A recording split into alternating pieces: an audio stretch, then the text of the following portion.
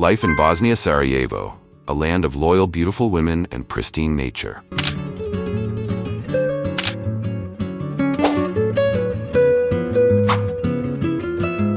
Hey travelers, welcome back to our channel.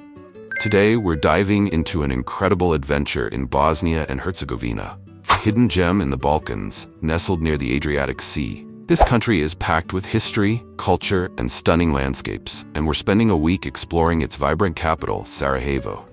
From its unique geography to its rich multicultural heritage, we've got a ton to cover in this 22-minute journey. So grab a coffee or maybe a Bosnian pastry and let's get started. Don't forget to hit that like button and subscribe if you love travel vlogs.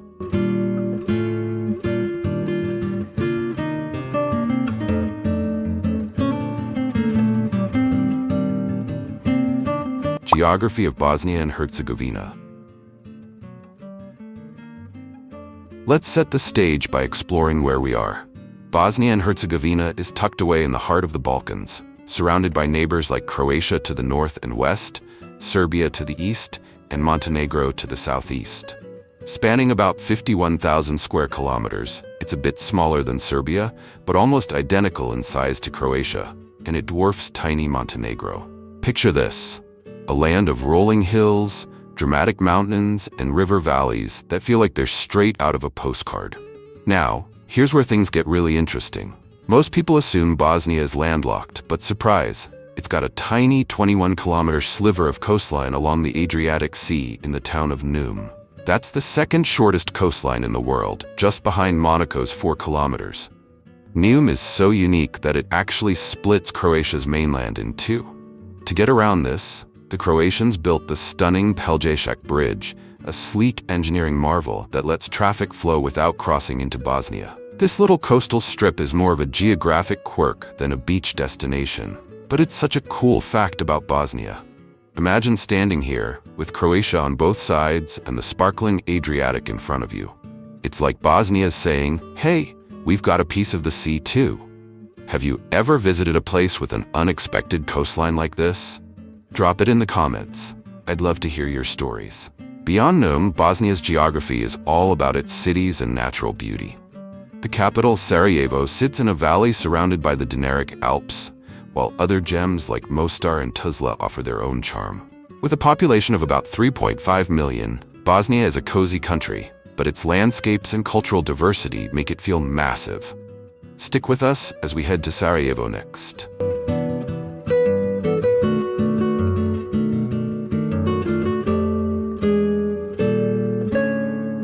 A brief history of Bosnia and Herzegovina. To truly appreciate Bosnia and Herzegovina, we need to travel back in time. This land has been a crossroads of civilizations for centuries, starting with the Roman Empire around 200 BC. Imagine Roman legions marching through these valleys, building roads and settlements that laid the foundation for today's Bosnia. By the Middle Ages, the Byzantine Empire and Slavic tribes took over, weaving a rich tapestry of cultures. Then, in 1482, everything changed. The Ottoman Empire swept in, and for over 400 years, they shaped Bosnia's identity. They brought Islam, built stunning mosques, and introduced traditions like the iconic fountains you'll see in Sarajevo. Today, about 45% of Bosnia's population is Muslim, mostly Bosniaks from the central regions.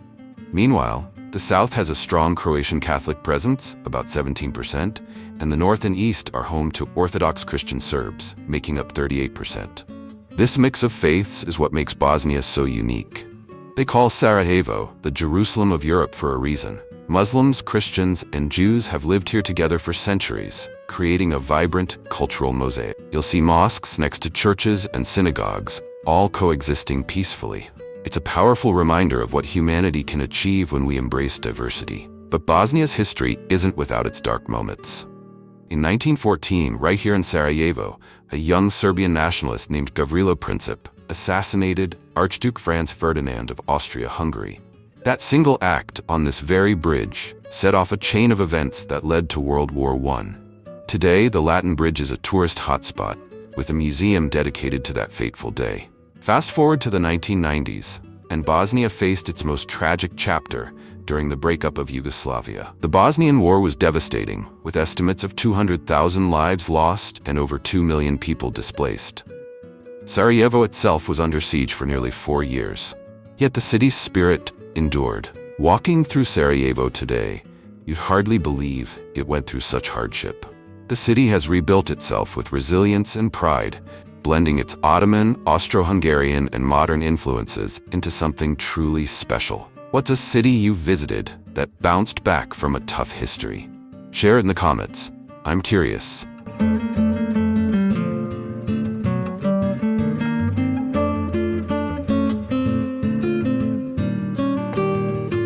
Arriving in Sarajevo. Alright, let's start our adventure for real. You'll likely land at Sarajevo International Airport, a small but charming hub that feels like a warm welcome to Bosnia. It's not huge, but it gets the job done. From here, you've got a few options to reach the city center, about 10 kilometers away. We hopped in a taxi, and let me tell you, bargaining is part of the fun here. A ride to the city center typically costs €15 to €25, but if you flash a smile and negotiate politely, you might snag it for €15. Pro tip, have some euros or Bosnian marks ready, as not all drivers take cards. The drive itself is a mini tour. Check out those mountains and the Miljacka River as you roll into town. For our 4-night stay, we booked a 2-bedroom apartment in the heart of Sarajevo for €200 to €250. Such a steal. The buildings in the older parts of town, especially around Baščaršija, might look a bit weathered, with facades dating back 50 years or more. But step inside and you're in for a treat. Our place had a sleek, modern bedroom and bathroom, perfect for relaxing after a day of exploring. One thing to keep in mind, if your place is near a tram line, you might feel the building shake when those trams rumble by. It's like a little Sarajevo earthquake. It can keep you up at night, so maybe pack some earplugs. But honestly, it's just part of the city's charm. Waking up in Sarajevo feels like stepping into a storybook. The call to prayer echoes from mosques, trams clatter along, and the smell of fresh coffee fills the air. It's the perfect start to our adventure. Have you ever stayed in a quirky place with its own unique vibe? Tell us about it in the comments.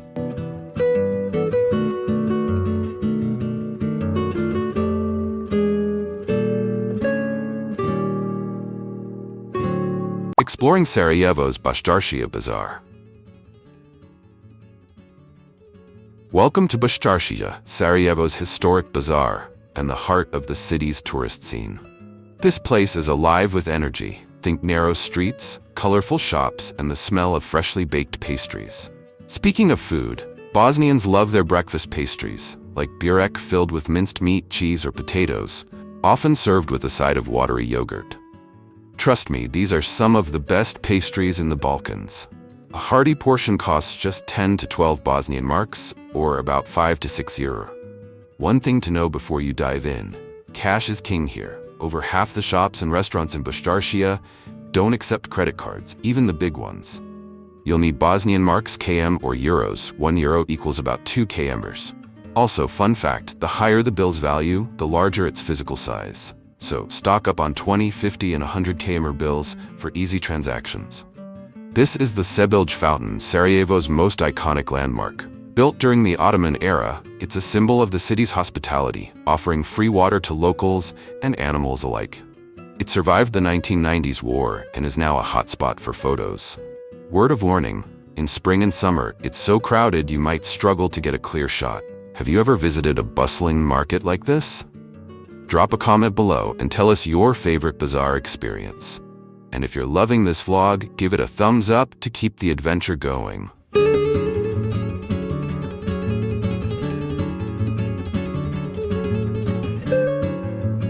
Culture and people of Sarajevo.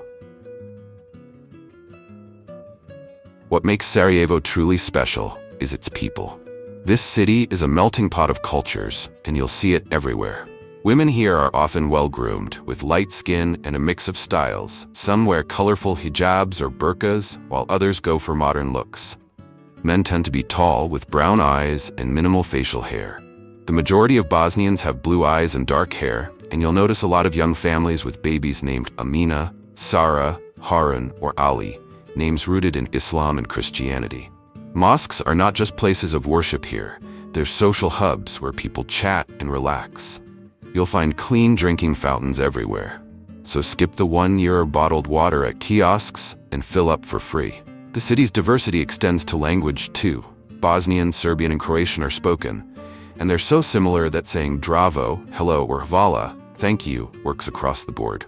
Thanks to 450 years of Ottoman rule, you'll also hear Turkish phrases, and some restaurants even display Turkish flags to attract visitors. One thing I love is how hard it is to tell locals from tourists. Many visitors come from nearby Balkan countries or Turkey, so everyone blends in. It's a welcoming vibe, but heads up, the bazaar can get packed at noon, and you might run into beggars or street vendors. Just keep exploring, and you'll fall in love with Sarajevo's charm.